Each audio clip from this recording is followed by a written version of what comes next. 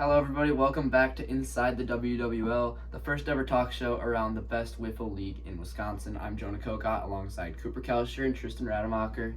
Although last episode we did say we'd be coming to you next after the draft, we decided to give you guys a special episode locked in on the draft and which teams benefit the most. We'll also be giving you 3 hot takes from each of us regarding the 2024 season, and so let's get right into it.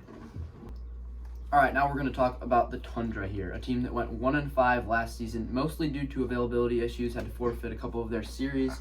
Can the 2024 draft turn them into a top team? What do you guys think? I definitely think they can, with the added roster size. They'll hopefully have enough people showing up to every game so they can get a full manned roster on and playing good wiffle ball. I feel like last year they had a 2-man squad for every game that they did play. I'm pretty sure they forfeited 4 out of their 6 games last year. Mm-hmm. And, it was Illy and his younger brother, and I think that was really tough for Illy. I mean, it's almost like he had to carry his team, but really he had, no team because there was just 2 players for every single game. And honestly, in this league, you can't be forfeiting more than, two-thirds of your games. That's just going to put you in a bad spot. And, I mean, them going 1-5, them beating the Wiffle Wizards, which was an absolute shock. I mean, it's going to be tough this year for Illy. I mean, if they don't get a draft pick this year, they could be in deep, deep trouble again this year. Yeah. I do have to make a point. Their team right now, I think they're one of the more talented in the whole league. Will Stotts, big hitter, big bat. Illy Razvi, he's got a baseball background. He's good. Yeah.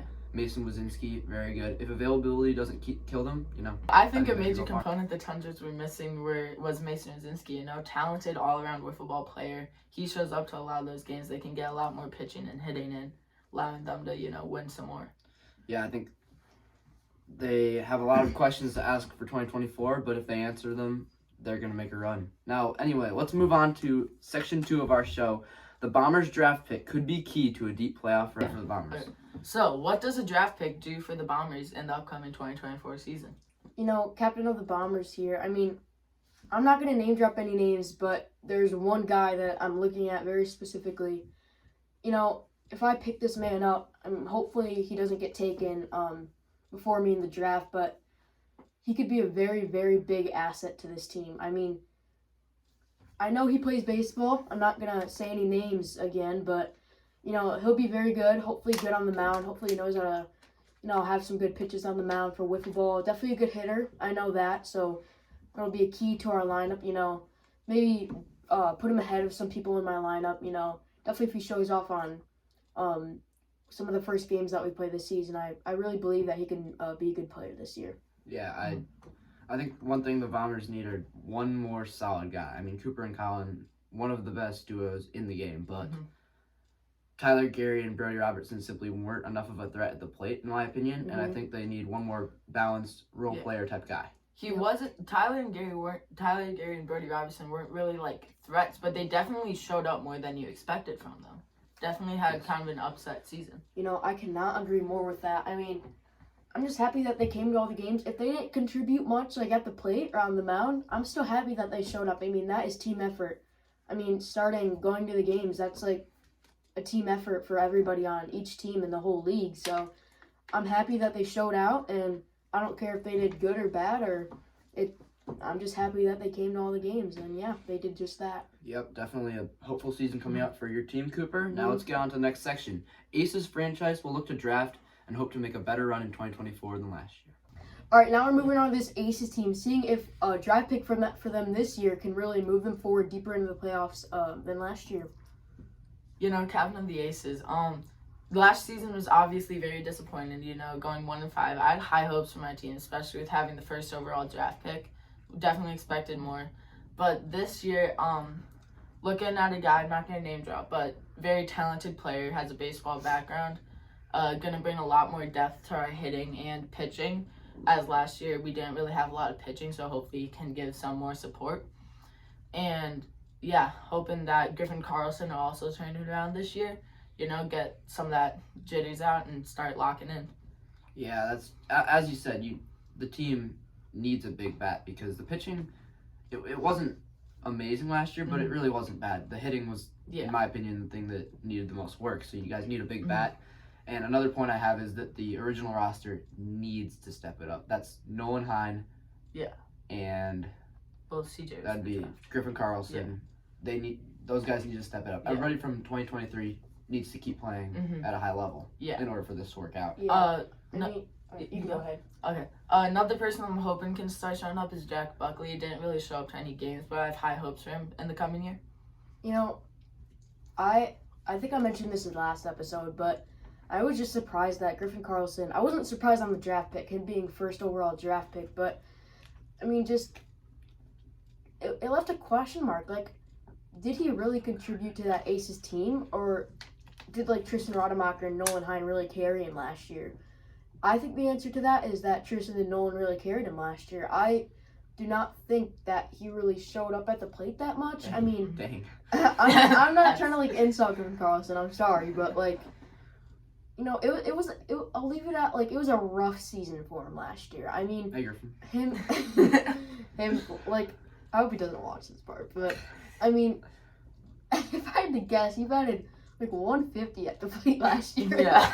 It was just not good, like, at all, and he was, I mean, people had very, very high hopes for him, and he really disappointed a lot of people. I do somewhat agree with you, but he did show up in the field in a good amount. He had a couple good fielding plays that helped us in the long run. Yeah, but I think one thing that we are looking for is just pitching depth. One thing that killed us last year is I was really our only pitcher, and so when my arm got tired, I couldn't, like, hand it off to another as talented pitcher that could consistently get strikes. I'll add on to that. I mean, I know this about the Aces, but my team, the Bombers, really, I'm the only pitcher for this team, same with Tristan for the Aces, and just like you said, if my arm really got sore, I had nobody else to, like, hand it off to. I mean, I had some other pitchers, but, like, they didn't really know how to, like, throw any pitches. They could, like, throw the ball at the zone, but, like, they couldn't get any, like, movement on it or anything, and that was, like, what really kept us down. Like, we could have been way better if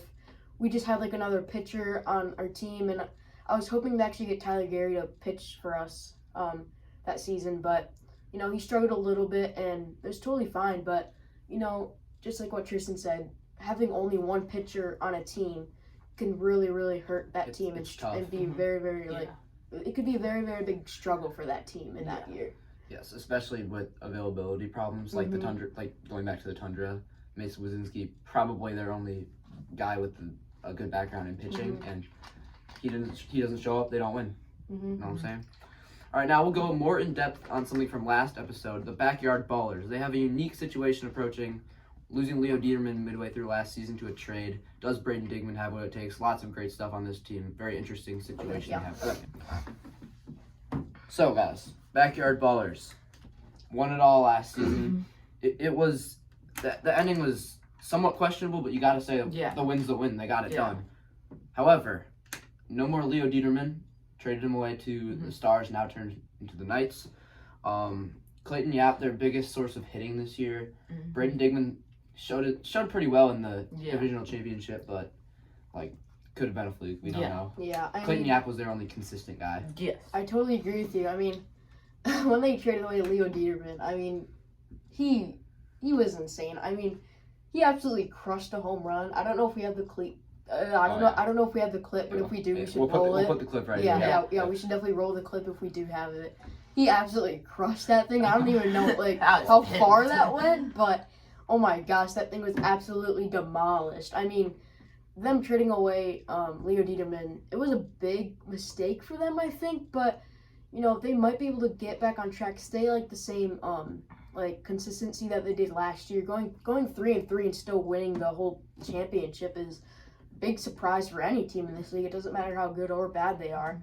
I mean, you know, Tyson Mako, the captain, he's made some good decisions, but, you know, I don't know if he's made, like, the best decisions. I mean, Clayton Yap, a great fielder, a great hitter. He raised a very good player for his team.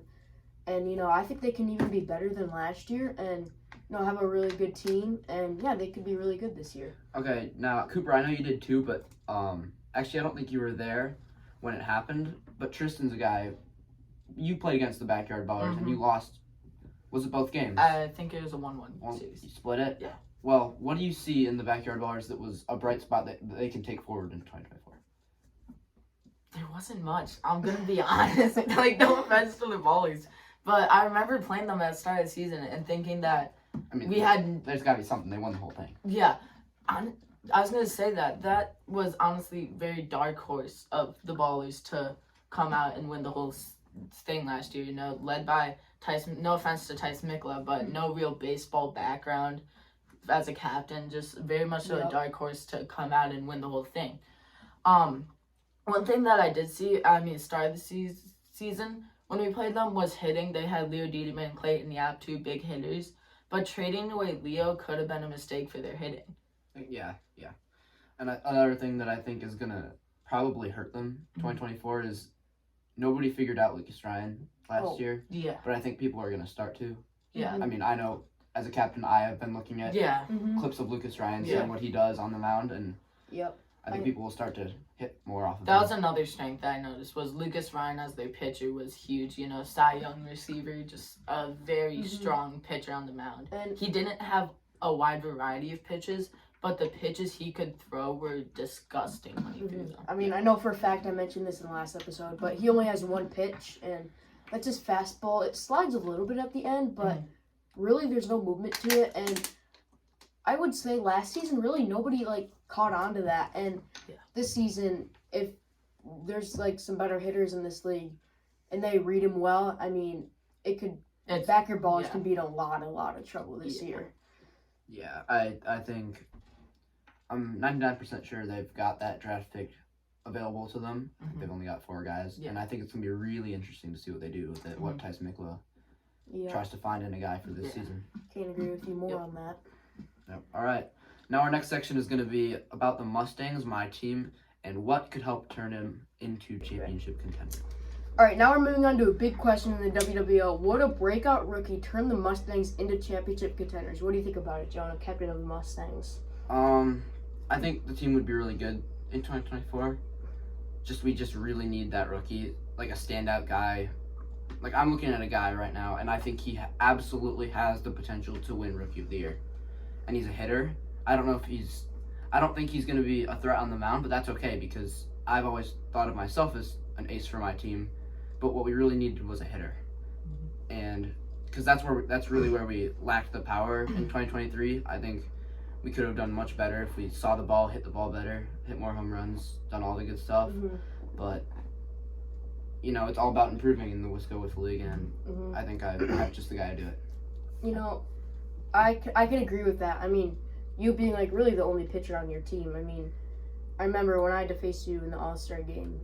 You were actually a really good pitcher, and it was really hard to read you because you have different arm slots for a lot of different pitches, and you really carried your team last year. I think. I mean, Sammy and Trent really showed out a lot, but you were really the stud of your team. Obviously, being the captain, you deserve to be the captain of that team, just because of how well you've done. And it's really hard to see you on when I'm hitting against you. I know you're a great pitcher, but you know, I think with you getting a rookie this year can really help your batting for this whole team. And yeah, you could really turn yourselves around and be a very, very good team in the West this year. Yeah, I agree with that. I just think I'm feeling very, very optimistic about next year. Like, not satisfied with last year at all. That's not one bit. Yeah, that's one thing I will say is I was very surprised at how lackluster your team was last year. You had a very skilled roster and you just couldn't put it together. Yeah, I think it's all going to come together this year. Yeah. Well, it's a bold statement. I think it is. I'm not saying I'm confident about us winning it all, but I think it's all going to come together and we're going to have great team chemistry and we're going to play really well. Yeah, I like the positivity. Great captain. That's a good thing to see in the captain of the year right there. I agree with that statement. Right. All right, now our next topic of discussion is, are the Wiffle Wizards the real deal, or was 2023 a fluke? So, were the 2023 Wiffle Wizards the real deal, or was that a fluke? What could you expect to see from them in 2024 and beyond? You know, I kind of said this about the Tundra, but Tundra having a 4-man squad and 2 of them didn't show up all year Wiffle Wizards have a full 3-man squad, but everybody showed up to almost every single game last year. Now that's different from the Tundra. I mean, Very different. I don't really think you can have like a 3-man squad the whole year and have all your teammates show up. I mean, that's like everybody playing in the field every inning. That's everybody being in the lineup, hitting like back and forth. That wears on you a little bit, and especially in the hot weather.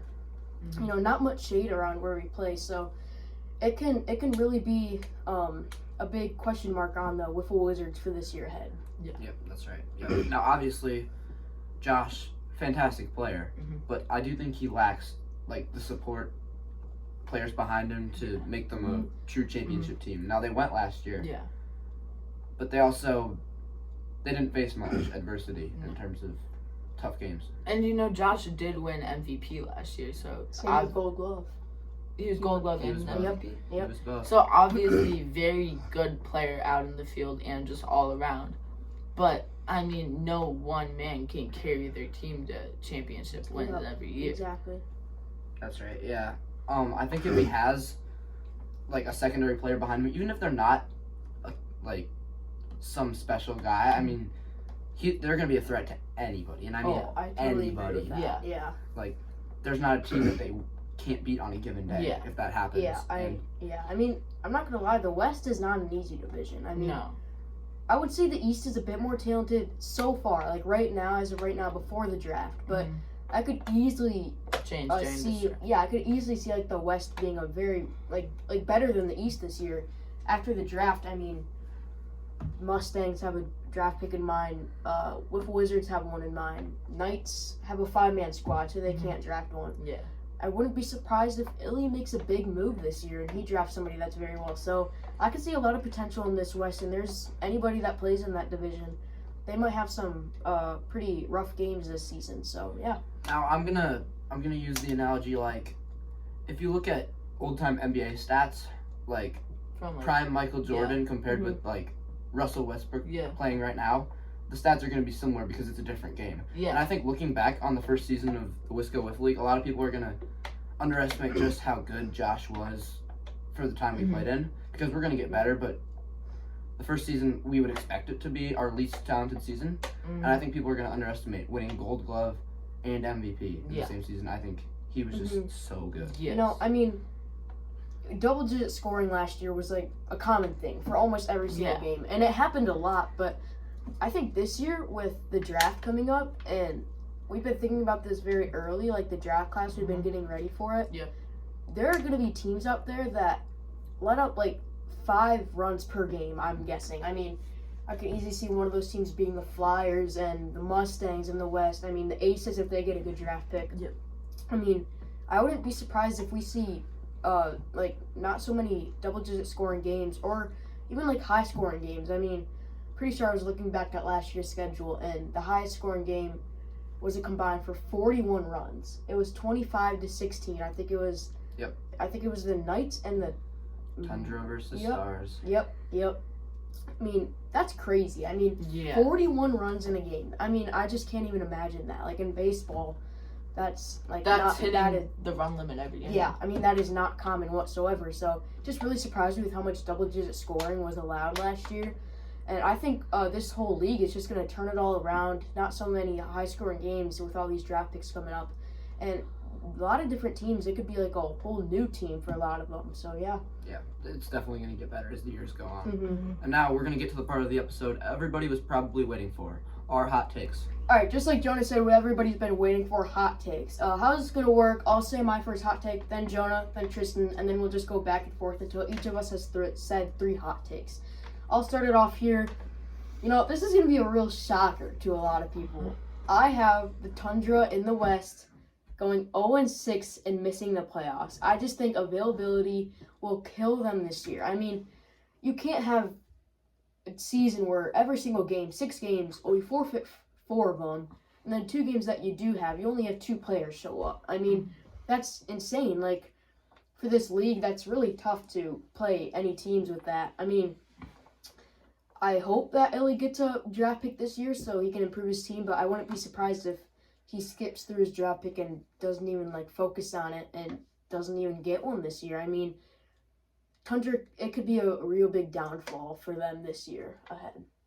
Wow, that's a bold one to start with. I'll be honest, I don't know if mine is that bold, but I'm going to say Nolan Hine is going to hit 5 or more home runs in 2024, which I think is so important to the Aces because of the hitting struggles last year, especially if they get a draft pick to complement him. I still think he's just going to continue right where he left off last year at the plate. He hit a lot of home runs, did really well, and I think it's going to keep on going for the Aces. I don't really have anything to add on that. So, Tristan, what do you got? Mine probably just as controversial as Cooper's. Ballerz, I have them not making the playoffs with either 1-5 season or 2-4 season. Wow. But championship Former winners not even making the playoffs. However, wow. I did not see a lot of potential in them last year. It's trading away one of their bigger hitters with Leo. Lucas is really going to have to carry their team with the pitching and not let a lot of runs in. And they won the World Series off of people having to leave early. The only reason they won World Series was the Wiffle Wizards had to forfeit their last games. It was best of 3 series in the championship, if anybody doesn't know. And they played the first game. Did they win that first game? They won the first. No. The Ballers lost to the Wizards. Okay, so the Wizards won the first game, and then since the Wizards won, they had to play another one, obviously, and then the Backyard Ballerz, the Wiffle Wizards forfeited, so then they had to do another one, but since they forfeited that one, they had to forfeit the next one. So pretty much they won 2 out of 3, winning the last 2 games from a forfeit. So it was a pretty controversial. It was a very big. It was a very big controversial and. It was a weird ending. I really hope it doesn't happen again in this league, and it shouldn't because a lot of players are excited for this year, and a lot of people are looking forward to it, especially for the playoffs this season. A lot of people are thinking that their teams can go really deeply into the playoffs. Now the Ballers winning was good for them, but in my opinion, that ending to the series was bad for the league. Yeah, and at the start of the season, nobody really saw them going far. Like, start of the season, I know we all thought they would probably maybe make it to wild card but then lose just because of lack of depth. And they had Lucas, Ryan, Clayton. That was really it. I love the underdog story as much as anybody, but I want to see them earn it. You know what I mean? Yeah, I just feel especially since they lost the first game to the Wizards. Doesn't feel like right for them to win it all. Yeah, I just can't believe that it ended that way. I mean, it was very controversial, like we said, but shouldn't happen again, and I hope it doesn't, but if it does, so be it. I mean, it happens sometimes, but hopefully not in the championship game. At least hopefully we could fix that up this year, and it'll be good playoffs, I'm hoping this year. Yeah, for sure. All right, it'll go back to me now. I have the Wiffle Wizards staying on track from last year, championship contenders. They lost in them obviously did forfeit what we just said, and Josh Walzak, phenomenal player, okay captain. His team, if he gets a draft pick, his team will be 10 out of 10, I think. I mean, brutal. They went 5-1 last year, right? That was 5-1. I wouldn't be surprised if they go 6-0 this year. I'm gonna be honest. I mean, Josh Walzak, crazy plays in the field. He's pitcher and he can range to those pop flies like crazy. I mean, he makes plays back and left and right. I mean, it's crazy like what he could do. Dakin Pierce, great outfielder. He was a good hitter, didn't really disappoint.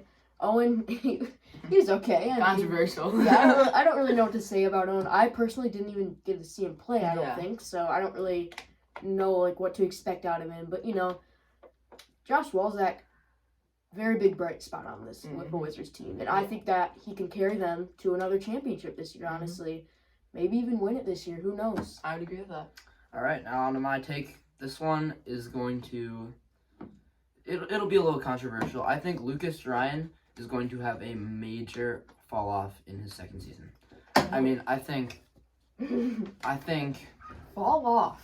ERA up over 7, which is medium for this league. But I don't think he's going to be in those low numbers as he was last year. I think people are going to start to figure him out. Yeah. Because as Cooper's saying, we just talked about that earlier. One pitch, he puts slight variation on that pitch, but it's still one pitch. I mean, like we just said earlier, I mean, kids are going to be able to read him, like really easy. If you have one pitch, doesn't matter if it's a slider, riser, I played against him in the All-Star game, and I hit a home run off of him in one of my at bats. I mean, Uh-huh. he still throws hard, and he's a tough pitcher. He's to hit still off a of. very good pitcher. But the fact that I was able to find that out in just 4 or 5 at bats against him, and I was able to hit a home run, I mean, that just shows me that people will be able to read. People learn his throwing patterns. We've obviously are going to be a lot better this year, like overall skill level. People are going to be able to read it more, better hitters. So I think, I would agree with that. yeah, Yeah, I mean, in addition, I don't think he's going to hit well just like last year. Yeah, he didn't really hit well last year. I mean, you said that he was going to have a downfall on the mound, and I can agree with that. I mean, it doesn't just go for Lucas Ryan that people read his pitches. It goes for everybody. Yeah. I mean, honestly, even like with 2 pitches, like it's tough, like just having a riser and maybe even like a fastball or something. If you throw like a riser sidearm and a fastball overhand, people can read that like so easily now, especially going into the second season, learning from last year, all these players. You know, Lucas Ryan, I don't really know what's gonna happen to him. I don't know if I would have said that he would have had a big downfall. Maybe like a little downfall. Yeah. I don't really know if that makes that big of a difference, but you know, he's a great player. Still key for the. I definitely agree with you when you say he's gonna have a downfall. I just don't think it's gonna be as big as you're expecting. Yeah, I agree with that totally. Now to Tristan's second hot take. My hot take is Mustangs are gonna make it to World Series this year. They had a lot of potential last year. However, how did you guys get out of playoffs last year? We lost to the Wiffle Wizards badly. Josh had a no hit game going into the 3rd inning. They had a lot of potential. They just faced the Wiffle Wizards, who are obviously a demon of a team with Josh on the mound. Like, not many people. It's gonna take a lot of good plays to beat them. Yeah. And that's just so if they have a little bit better of a schedule in the playoffs and face like maybe there's a couple upsets, I think the Mustangs could go into World Series and potentially win it. I agree with you. Like you kind of mentioned about that schedule. I mean, it depends really who you play and when in the season. Like, if you play good teams to start off, like if you play the Wiffle Wizards to start off, you might lose to them, but that makes you ready, like, for the later games in your season. And if you start out with, like, the Tundra, I don't want to throw them under the bus or anything, and you beat them, you know, that gives you even, like, more, like, enthusiasm going into these later games and thinking that you can really plow through these other teams in the West or any division. And, yeah, I mean, really depends who you play and when you play them in this league. All right, should it go to me now? Yep. Yeah. All right, my last hot take. I have the Knights, formerly the Stars, turning into the Knights now this season. Going 2-4, so not a very great season, but like I said earlier, same record as last year. Like I said earlier, Tundra going 0-6, so then they would just edge into the playoffs. And I think Henry Boston Woodville will be carrying this team this year. 5-man roster, former home run derby champion Tyler Hamstra. You know, Tyler, he just showed off in the home run derby, I think. Yeah. I mean, really in the season, we didn't really see much out of him, honestly. I mean, it was just the home run derby. I'm not saying he got lucky or anything. We didn't win the championship. It is but, different pitches in the home run derby. Yeah, I mean, run derby you is throw lobs. soft toss lobs. I struck out Tyler a couple times. But when run you're the clip, run the clip. Yeah, but when you're playing in real games, it's gonna be a lot more difficult to actually hit like those a balls. lob is different than a slider, and honestly, players are now practicing for this year, knowing that it's coming up just here in the next few months in July. I mean, players might be adding like a very big different variety of pitches. I mean, we saw Josh last year pitch out a knuckleball, didn't he? Yep. Threw it to me. I wouldn't be surprised if a lot of kids this year, you know, watch some tutorials and stuff like that, and you know, they really add a lot of different pitches to their arsenal, and we might have a lot of good pitchers in this league for next year ahead. Yeah, I definitely agree. It's only going to get better. Mhm. All right, now my final hot take is that Charlie Schulenberg is going to make a great comeback season from his injury last year and be a contender for that Cy Young Award. Because I think that last season was cut short by that injury, and he could have had an absolutely brilliant. Yes, that too. He had a lot of games that he missed in that last season, and it really held him back from what probably would have been a really successful first year. And I mean, that first game he threw against the Aces, especially game 1 of that series, was really exceptional. I mean, a lot of strikeouts, kept the scoring down. Yeah. That was a 5-4 Flyers win. That's one of the lower scoring games of the year. and I just think he's going to be great next year. Mm-hmm. You know, now that kids are getting older and older in this league, injuries are more and more common. Like with all the different sports that different kids are playing while doing wiffle ball. So I don't know if we mentioned this name, and I won't name drop, but a certain player, he won't even be able to play one single game this year because of his injury, and you know that can really hurt teams in this league. I mean, if you have like a key asset from your team, then all of a sudden they play a different sport and they like tear something or like break a bone or something, you know. That can really hurt you. That could really hurt your team, and you know, it could really like be bad for these teams. I mean, Charlie was a key asset, like I said, to this Flyers team last year. Good pitcher, good hitter. Oh yeah, and I wouldn't really say he was a disappointment because of his injury. Obviously, he didn't do it on purpose, so can't be mad at him for that. But you know, if this Flyers team had Charlie, I would not be surprised if they made a deeper run of the playoffs. And personally, when I played the Flyers last year, they didn't even have Elijah, and they obviously didn't have Charlie. So I played Cormac, Griffin, and Luke, I think. I played them three, and you know, Colin walk-off home run in the to right field in that first game, and then if we can roll the clip, great moment. I have it on my phone. One of my favorite Oh my gosh, I got so hyped. They were chirping me all game. I might get a little bit harsh on them, but I really could not locate that second game especially. I was struggling. And you know, it was like 3-0 and they were already walking to first base before I threw that fourth pitch. I got a little bit like peeved at them, just like a little bit. Yeah. But you know, I mean, it's bound to happen in this league. I mean, it's the fun of the game, you know, chirping some other teams, and you know that's what makes this league Colin's fun. home run, in my opinion, good for the league, good for the game. I mean, one of my favorites of the year. Definitely show that clip of me celebrating, everybody piling on top of me after that second game strikeout against Cormac. It was controversial. We like forgot the count before that pitch, I'm pretty sure. Oh yeah, we had to roll it back for like 5 years. Yeah, and then all of a sudden I think it was a full. It's like every kid's dream, honestly. I'm positive the bases were loaded. It was 2 outs. It was full count. And now I'm just realizing that Charlie Schulenberg was actually there. He was on third base. Luke Strasser was not there. Just recently had his injury and he wasn't pitching. Yeah, so he did not pitch that game. It was full count, 2 outs, bases loaded. I'm on defense. I'm up by 1 run. I Matt think. Carlson at the plate, who would turn out to be one of the better hitters. So if I let up a walk, this game's tied. Pitch a good slider, I'm pretty sure. No, it was a riser actually. I pitched that. He swung at it. He missed. Oh man, I got so excited. That took so long to review. Yeah, I'm pretty sure he didn't swing, and someone thought he did. He swung, but someone thought it foul tip. Someone thought it foul tip, and then we had to review it for it was a controversial ending. I will say that, and that happened to a lot of games this season. Actually, it did. So, I think, we're just gonna have a lot more control this year over like what happens, more fair games, and everything like that. All right, now moving on to Tristan for the last. My final take is that the Knights are only gonna make it to wild card, and then they're gonna get eliminated. You know, they really only have Henry, Boston, Woodville on their team. Not much else. They have Luke Antony and that. Who's else? Tyler Hamstra. Tyler Hamstra, but Chris, I mean, they got him. Do you have? Sorry. Do you have, like Cooper? Do you have the Tundra below them in your mind? Yes. Yes. But I'm saying, like, viewing them as only making it that far because really all they have is Henry.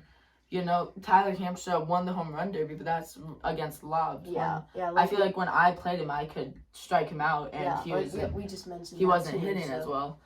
Luke Antony really, I mean, not a fantastic. He's a good player, but not like one of the best. Not like blowing anybody's minds about like how good he is. They're definitely a good team overall, but I feel like it's relying a lot on Henry to carry them pretty far. I totally agree. Yeah, and I feel like of all the teams in the league, the Knights are now the team that doesn't have that one ace on the mound, because you'd play them and you wouldn't know who you'd face. Like, they could change at any time. It would be Luke Antony, Henry, maybe Tyler. And like, because I think of myself as A's, Cooper for the Bombers, definitely you for the Aces. Every team has that guy, but just I didn't see it for the Yeah. Knights, but Yeah. you know, I bet Henry he puts in the work. He's going to Yeah. practice. I mean, you put all of our 8 teams from the league, including Tundra and Knights. You know, Knights are kind of like the odd one out, I almost feel like. They're good, but they're bad at the same time. I don't want to, like, harsh on them. Yeah, but But I think they're just kind of in the middle. I think they're good because of the Tundra. Yeah. They won their last 2 games from the Tundra. You know, I feel like that is why they were good last year. And they got those 2 wins because of the Tundra. You go in and you play the Mustangs and the Wiffle Wizards, they struggled. They struggled a lot. Yeah. And that was the downfall for this Knights team, I think, last year. I mean, they struggled against them. They did great against the Tundra. I think they got forfeited against. So, you know.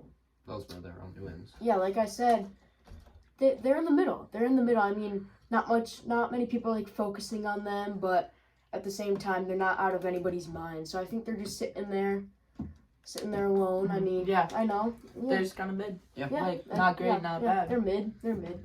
Well, those are some interesting takes. We're going to be looking forward to seeing those at the end of the season, looking back on this episode and seeing what ones we got right, what ones we got wrong. It was a great episode, pretty long episode. Hope you guys enjoyed it. We will be delivering the episode we promised originally from last week's.